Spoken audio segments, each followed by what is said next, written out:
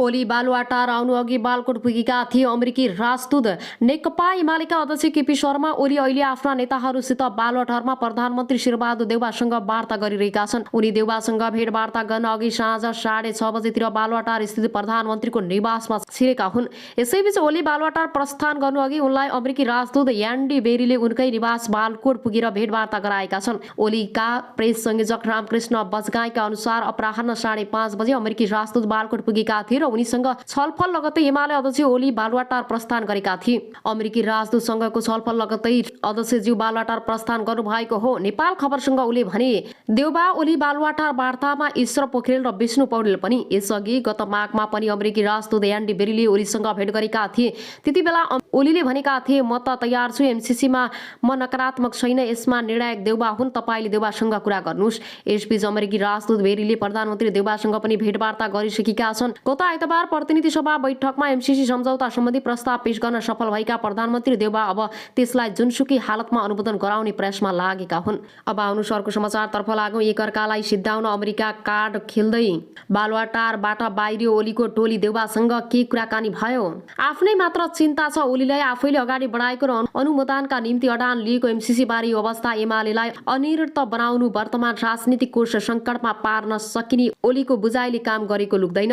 मुलुकको प्रमुख एजेन्डा बन्न पुगेका अमेरिकी सहयोग परियोजना एमसीसी बारे सत्ता साझेदार दल माओवादी केन्द्र र एकीकृत समाजवादीले दोहोरो चरित्र देखाएको नेकपा एमालेका अध्यक्ष केपी शर्मा ओलीको आरोप छ। एक पत्थरीलाई सडकमा जाऊ भन्ने, एक थरीलाई सदनमा आऊ भन्ने सोमबार दरोचोक स्थित कालु पाण्डेको समाधि स्थल पुगेका ओलीले भनेका थिए। माओवादी केन्द्रका अध्यक्ष प्रचण्ड र एकीकृत समाजवादीका अध्यक्ष माधव कुमार नेपालले एमसीसी पास गर्न षड्यन्त्र गरेको भन्दै ओलीले भनेका थिए, एमसीसी पास गर्ने षड्यन्त्र गर्ने, टेबल गर्ने षड्यन्त्र गर्ने, आफू मूर्ति झैं बस्ने राष्ट्रिय राजनीतिका अन्य एजेन्डा जस्तै एमसीसी अल्झन पनि प्रचण्ड र माधवकै कारण निम्तिएको बताउने ओली स्वयंले पनि पार्टी निर्णय भनी लिइसकेका छैन। हाम्रो पार्टी फुटाएको छ, न्यायको आन्दोलनमा छौँ, जिन्दाबाद र मुर्दाबादमा छौँ। अब एजेन्डा बारे त छलफल गर्नै पाएका छैनौँ। एमाले स्थानीय कमिटी सदस्य भानुभक्त ढकाल भन्छन्, संसदको नियमित प्रक्रिया अवरोध गर्ने पार्टीको कार्यक्रम प्रष्ट र पुरानै भएकाले माग पूरा भएपछि मात्रै अरू विषयमा सोच्न सकिने ढकाल बताउँछन्। संसदमा भाग लिने वातावरण बनाएको छैन, संसद अवरोध रहरले गरेको होइन, बाध्यताले हो उनी भन्छन्। अध्यक्ष ओलीलाई अनौपचारिक भेटमा पनि उनी निकट नेताहरूले एमसीसी बारे प्रष्ट हुन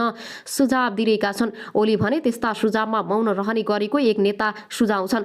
ढकालले जस्तै संसद अवरोधलाई एक सूत्रीय र सजिलो विकल्पका रूपमा ओलीले निरन्तरता दिँदै आएको छ। 8 फागुनमा एमसीसी प्रतिनिधि सभामा पेश भइरहँदा पनि एमाले सांसदले नाराबाजी गरिरहे, तर एमसीसी प्रति चासो, चिन्ता र अभिव्यक्ति भने अध्यक्ष ओलीलाई देखिए। एमाले समर्थकमा समेत देखिन्छ। संसद बैठकमा धेरै नजाने ओली एमसीसी पेश हुन दिने भनी सहभागी भएका थिए। ओलीले अन्य दलका प्रमुख यसरी नै अग्रभागमा रहेर आफ्ना सांसदहरू नाराबाजी सुन्ने। बैठक सकिएपछि झन्डै 40 सांसद राखेर ओलीले एमसीसी बारे आफ्नो भनाइ राखे। एमसीसी पास गर्नका निम्ति ल्याइएको निष्कर्ष सुनाएका ओलीको भनाइ थियो, विदेशीहरूले नेपालको विषयलाई लिएर भराबैरी गर्न थाले, सडकमा नागरिकहरू बीच झडपको अवस्था हुन थाल्यो, बल्ल ल्याइयो।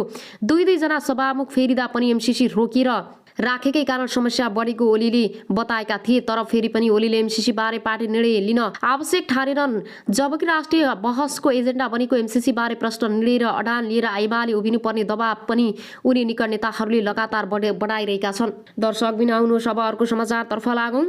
पनि अनभिज्ञ भएका थिएनन्। यदि एमसीसीमा रहेका विवादास्पद बुँदा संशोधन गरेर अनुमोदन गर्न राष्ट्रिय सहमतिको पहल गरिदिएको भए एमसीसीका विवादास्पद दफाहरूको संशोधन हुन्थ्यो, सत्ता गठबन्धन जोगिन्थ्यो, निर्वाचन समय देउबाको प्रधानमन्त्री पद सुरक्षित रहन्थ्यो र नेपाली जनता र सबै राजनीतिक दलहरूको निर्णयलाई आधार बनाएर अमेरिकाले पनि फेस सेभिङको मौका पाउँथ्यो। तर आपत्तिजनक र अनावश्यक बुँदा संशोधनका लागि देउबाले कुनै पहल गरेनन्। उनको एकहोरो स्टाटस जसरी पनि यत्तिकै एमसीसी प्रक्रियामा जानुपर्छ र अनुमोदन हुनुपर्छ भन्ने रह्यो। एमसीसी जसरी पनि अनुमोदन गराउने दबाब र दाउ पेचमा मात्र उनी लागिरहे। एमसीसी अनुमोदन नहुँदा कस्तो नैतिक जोखिम सिर्जना हुन्छ यस कुराप्रति ध्यान दिने कष्ट देउबाले कहिल्यै गरेनन्। एमसीसी अनुमोदन नहुँदा जुन सङ्कष्ट सिर्जना हुन्छ त्यसमा सबैभन्दा बढी जिम्मेवारी देउबा नै हुनेछन्। यस सन्दर्भमा माओवादी केन्द्र र एकीकृत समाजवादीमाथि सरकारमा बसेर सरकारकै प्रस्ताव विरुद्ध मतदान गरेको भन्दै नैतिक प्रश्न उठाउन त सकिएला, तर सङ्कटको सिर्जनाकार देउबा आफै भएकाले त्यसपछि काङ्ग्रेस नेता विमलेन्द्र निधि एमसीसी सम्झौताका सम्बन्धमा नेकपा एकीकृत समाजवादी पार्टीका अध्यक्ष माधव कुमार नेपालले दोहोरो चरित्र देखाएको बताएका छन्। धनुषाको मुखियापट्टि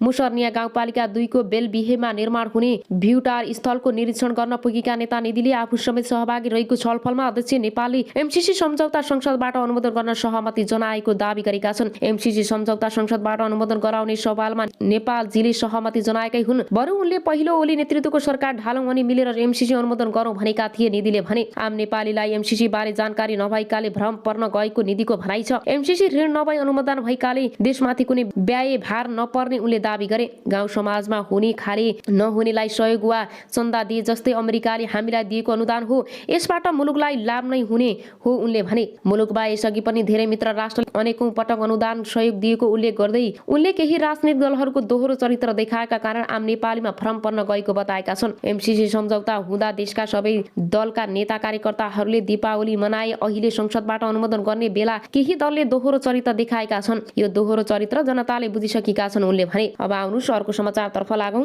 एमसीसी जसरी पनि पास गराउने यस्तो छ देउबाको दाउ। सुरुमा सत्ता गठबन्धनकै नेकपा माओवादी केन्द्रले अमेरिकी सहायता सम्झौता एमसीसी यता स्थितिमै संसदमा टेबल गरेर आफू सरकारबाट बाहिरिने चेतावनी दिइरहेको थियो। सत्ता साझेदार अर्को दल नेकपा एकीकृत समाजवादीले पनि माओवादी केन्द्रकै बेलामा बोलमा लोली मिलाउँदै अहिले यसरी एमसीसी प्रतिनिधि सभामा पेश गर्न नमिली अडान लिइरहेको थियो। यसबीच प्रधानमन्त्री शेरबहादुर देउबा विकल्प खोज्दै फागुन 5 गते बालुवाटारमा गठबन्धनको बैठक सकिए लगतै साथी प्रमुख प्रतिपक्षी एमालेका नेता केपी ओली भेट्न उनकै निवास बालुवाटार पुगे। तर त्यो भेटवार्तामा उनले एमाले अध्यक्ष ओलीबाट खासै गतिलो प्रतिबद्धता पाएनन्, जसले गर्दा उनी पुनः गठबन्धनतिरै फर्किने बाध्य भए। एकातर्फ एमसीसी टेबल गराउन प्रधानमन्त्री देउबाले गठबन्धन तोड्न पनि सक्छ भन्ने डरमा थिए नेकपा माओवादी केन्द्र र नेकपा एकीकृत समाजवादी। यसै कारण उनीहरू गठबन्धन जोगाउनकै लागि एमसीसी स्वीकार गरिहाल्न नसकिए पनि छलफलका लागि संसदमा पेश अर्थात् टेबल गर्नसम्म चाहिँ दिन्छौं भन्न बाध्य भए। फलस्वरूप आइतबार प्रतिनिधि सभाको बैठकमा एमसीसी सम्झौता टेबल गराउन प्रधानमन्त्री देउबा सफल भए। अब उनी संसदबाट त्यो सम्झौता जसरी पनि पास गराउने प्रयासमा छन्।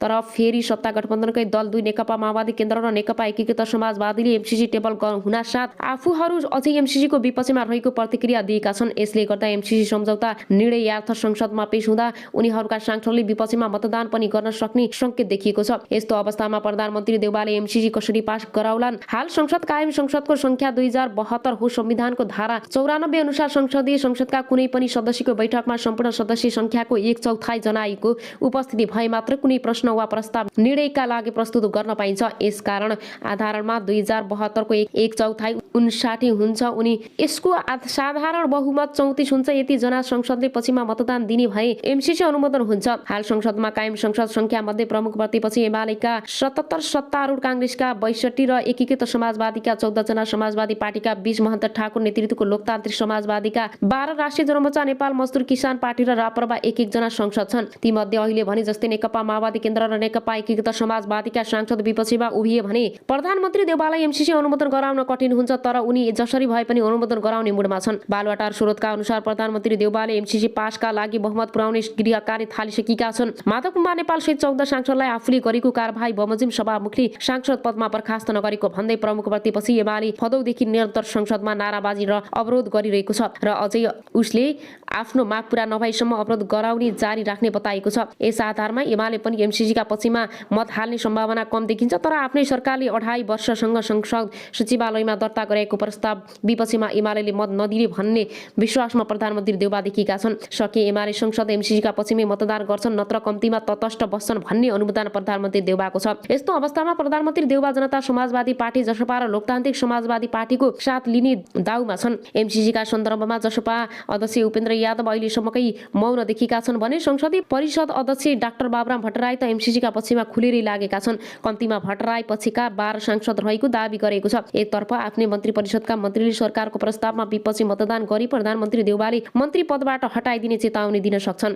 त्यसो त एकीकृत समाजवादीबाट शहरी विकास मन्त्री राजकुमारी झाँक्रीले एक अन्तर्वार्तामा आफू सरकारमा रहेकाले सरकारकै पक्षमा रहेको बताएकी छन्। सरकारको विपक्षीमा जाने हो भने सरकार छोड्नुपर्छ उनको भनाइ छ। यसले गर्दा कम्तीमा देउबाले नेतृत्वको सरकारमा मन्त्री सरकारहरूलाई एमसीसीका विपक्षीमा मतदान गर्न मुस्किलै देखिन्छ। स्रोतका अनुसार प्रधानमन्त्री देउबाले एमाले अध्यक्ष ओलीप्रति खासै विश्वास नभएकाले उनले सकेसम्म गठबन्धनलाई नै मनाएर एमसीसी पास गराउने रणनीति बनाएका छन्। तर उनी जोसुकै जोखिम मोलेर भए पनि एमसीसी अनुमोदन गराएरै छाड्ने प्रयासमा छन्। अब अरु सरको समाचार कांग्रेस माओवादी केन्द्र, नेकपा एकीकृत समाजवादी र जनता समाजवादी पार्टी जसपाका शीर्ष नेताहरूबीच एमसीसी टेबल गर्न समझदारी बन्यो। यद्यपि कांग्रेस बाहेक सबै दलहरूले प्रतिनिधि सभामा त्यसको विरोध गरे। संसदमा टेबल भएको एमसिसी